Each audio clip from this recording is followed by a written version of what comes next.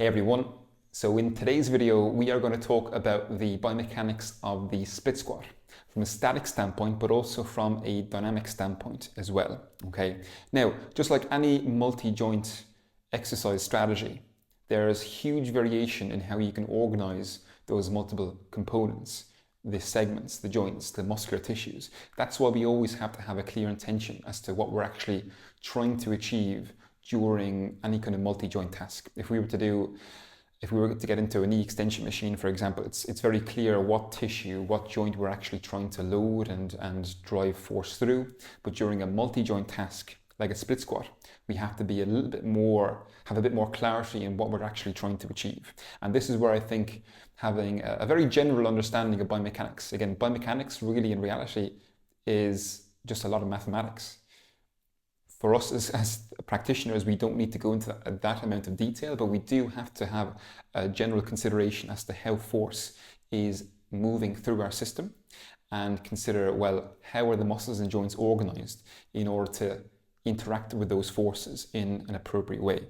Okay, that's really what biomechanics is how our mechanical system is interacting with physical forces. Okay, and we can use that to inform how we organize a system based on our goals from a rehab or training standpoint. Okay, so what we're going to talk about here first is the external and internal forces associated with a split squat task. Okay, so if I get into a split squat position, into the bottom portion of a split squat position, it's generally characterized by hip flexion, knee flexion of the front foot and hip extension, knee flexion of the rear foot. Okay, with more of an upright trunk, but of course we can change the kinematic behavior of those segments, meaning the position of those segments, and that's going to influence how forces are moving through the system. Okay, that's really important because we will talk briefly here as well about how people may elevate their heel during split squat task,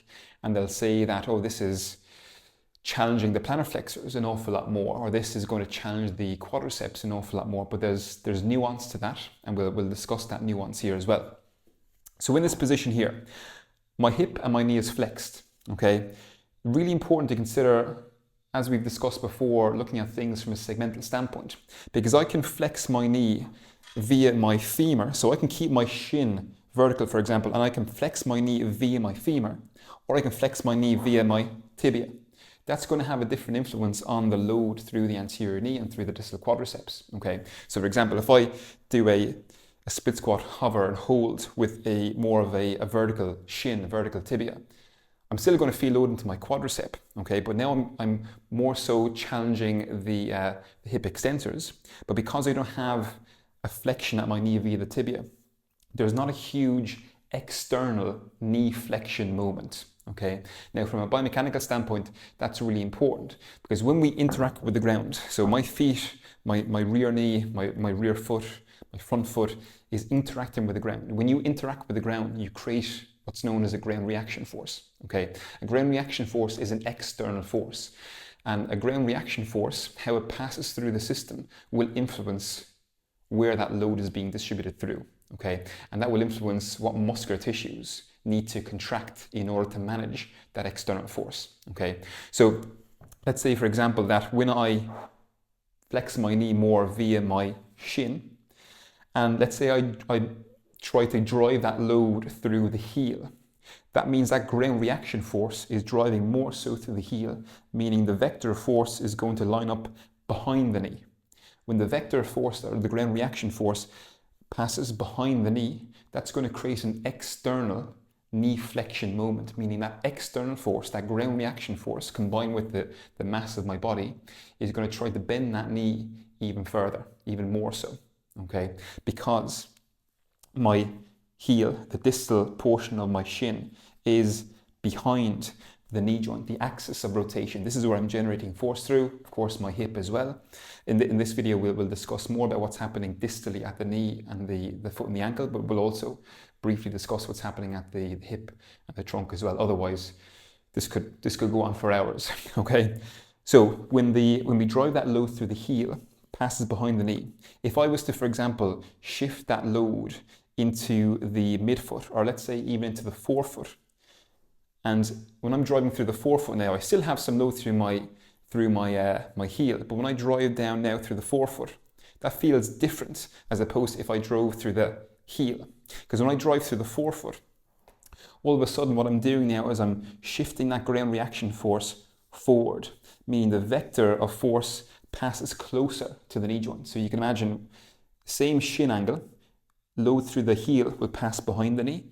If I shift the weight into the forefoot, that would pass closer to the knee joint. That means that that ground reaction force gets closer to the axis of rotation. That reduces the moment arm on the knee extensors, meaning the knee extensors don't have to work as hard to generate that force or to manage that external force. So because the external force passes through the axis of rotation, it reduces the demand on the muscular tissues around that joint complex. It reduces the amount of torque that they have to generate. Okay, that's why if you want to generate more or drive more load into the distal quadriceps, we want to try to keep more of an upright trunk, because when the mass of my trunk is behind the axis of rotation as well, that further adds to this external knee flexion moment via the dropping of the femur. So it's going to increase the demand on the distal quadriceps as well. Okay, whereas if I was to drive my trunk forward by rotating my pelvis forward and bringing the spinal angle forward, what that's going to do is it's going to shift more mass over top that axis of rotation. So shifting the ground reaction force from here closer over top the knee, which will reduce the demand on the knee extensors. Okay, now the key thing to understand there is that if I'm driving load like this through the heel, if I drive load through the forefoot with an elevated heel, for example, like this, the same amount of load is moving through the system. Because if you remember the equation, force equals mass times acceleration, I haven't added any mass to my system. I haven't moved faster through that range of motion. Let's just say mass and acceleration are the same. So the same force is moving through my system, but I am sharing that contractile force over more muscular tissues by elevating the heel. Okay, so I'm not just changing the angle of force through the knee joint, but I'm also asking another muscular tissue to contribute to that force generation. So if I try to keep my shin angle the same here, so the kinematics doesn't change, but the kinetics does, meaning we shift some workload into another muscular tissue. So if I drive through my heel here and lift, that feels different to if I elevate the heel, drive through the forefoot and lift. Okay, same force going through the system, but here's where it gets tricky for a lot of people, because that may feel harder for you when you are elevating the heel. But because the same level of force is moving through the system, it's not harder because there's more force in the system. It's just harder because now you've added a coordinative challenge to it, because now your nervous system has to coordinate muscle activity across more muscular tissue around more joint complexes into the foot and the ankle this time. So your plantar flexors, your knee extensors, your hip extensors are all having to express a certain level of muscle activity. That's more coordinatively complex. So you're often going to feel a bit more shaking, more muscle jerking, which just represents that the nervous system is having a harder time generating smooth force production through muscular tissues. Okay, so you may feel potentially more of a burning sensation in the quadricep. You may feel more of a burning sensation around the calf, for example, but it's not because there's more force going through those tissues. I often use the example of when people are on a Bosu ball and they're balancing on a single leg. You'll feel your intrinsic muscles in your feet, the plantar flexors, work hard. You may feel a burning sensation. You may feel like they're going to cramp, but they're not cramping because they're engaging with high forces. They're cramping because there's a lot more muscle activity, because the system is there's more of a stability challenge to the system. It's more of a balance challenge to the system. That's really important when you're working with clients that have to get back to a task where they need to engage with high forces. Because if you're doing tasks that just seem hard without understanding the biomechanics of how forces are moving through that system, then you may not be preparing them for that task, because you're not actually increasing the force on the system.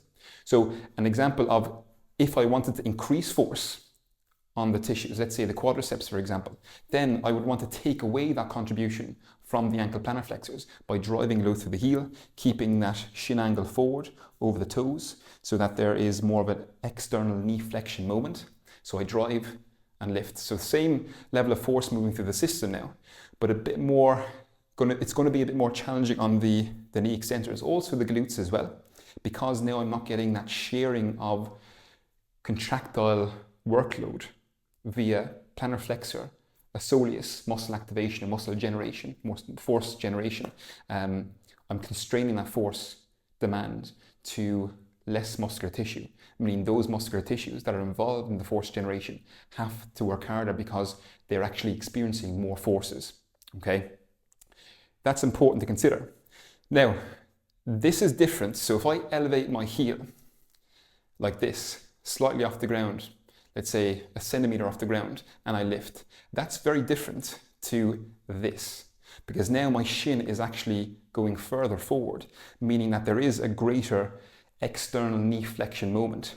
And the key thing here as well is that as that heel moves up and over the top, the axis of rotation, the ankle joint here, moves closer to where that load is moving through. So if I'm like this, for example, and I'm driving, I'm going to hold on to this just so I can still talk and maintain my balance at the same time. If I'm like this and I lift, there's a lot more load now on my quadriceps and a lot less load on my ankle plantar flexors now because that ground reaction force is getting closer to the ground reaction force is getting closer to the axis of rotation, the ankle here.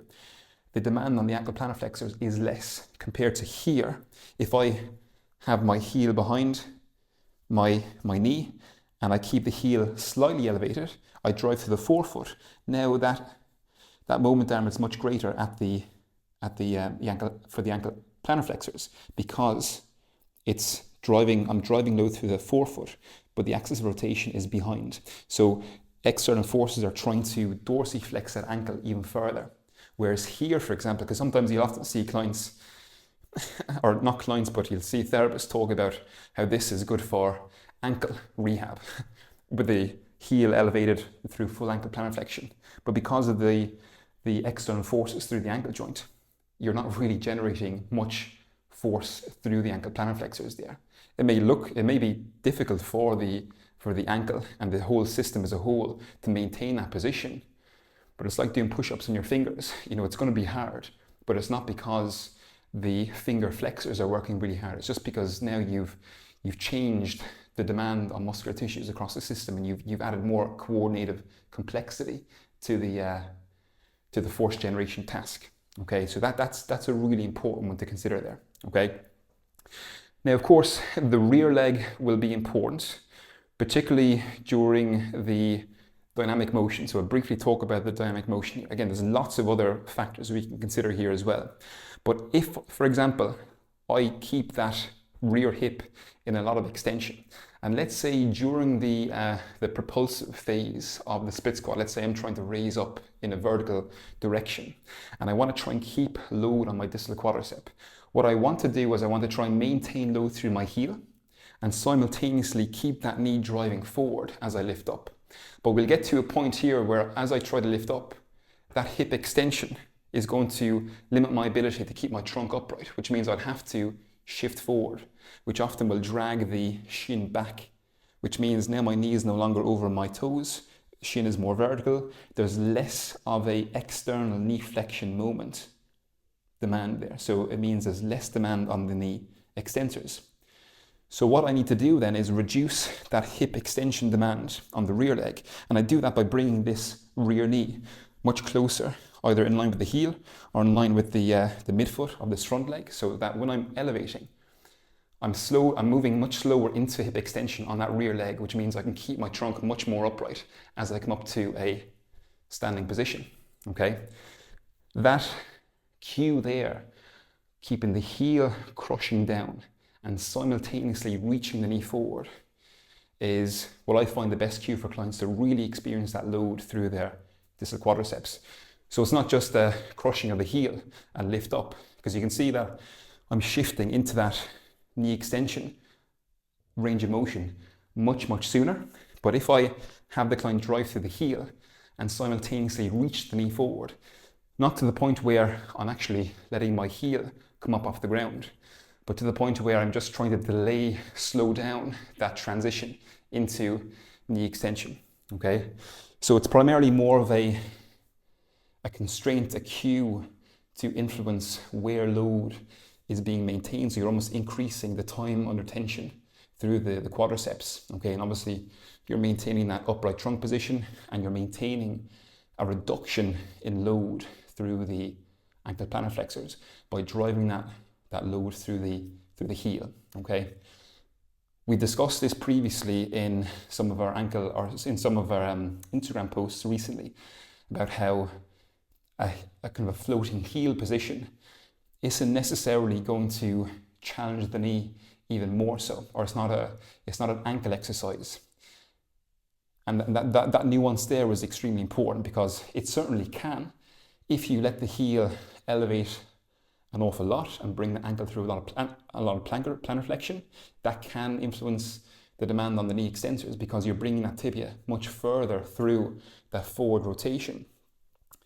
But if you let that heel hover, you are allowing the soleus, some other plantar flexors as well, to contribute to that generation of force, meaning the knee extensors and the hip extensors have to do less because they're getting help from something else. Same level of force entering the system, but then you're sharing that demand across more muscular tissues, okay? But the other element as well is that you're adding more coordinated demand. So while it might feel like it's working harder for different reasons, not because you are engaging with higher levels of force. This is important if you're actually trying to increase strength. If you're doing something just because it feels hard, yes, it may feel hard, but it's not, you may not get stronger from just doing that, because you're just getting a lot of muscle activity. You may cramp, you may feel fatigue in those tissues much more, because there's just a much larger output of muscle activity. But muscle activity doesn't equal high levels of force production. Otherwise, again, you see this post the ACL or after an ACL reconstruction. There's a lot of muscle activity around the joint. It's very, very stiff. But that knee extensor mechanism is not going to be able to generate much force. You're just post-surgery. There's a lot of muscle activity there.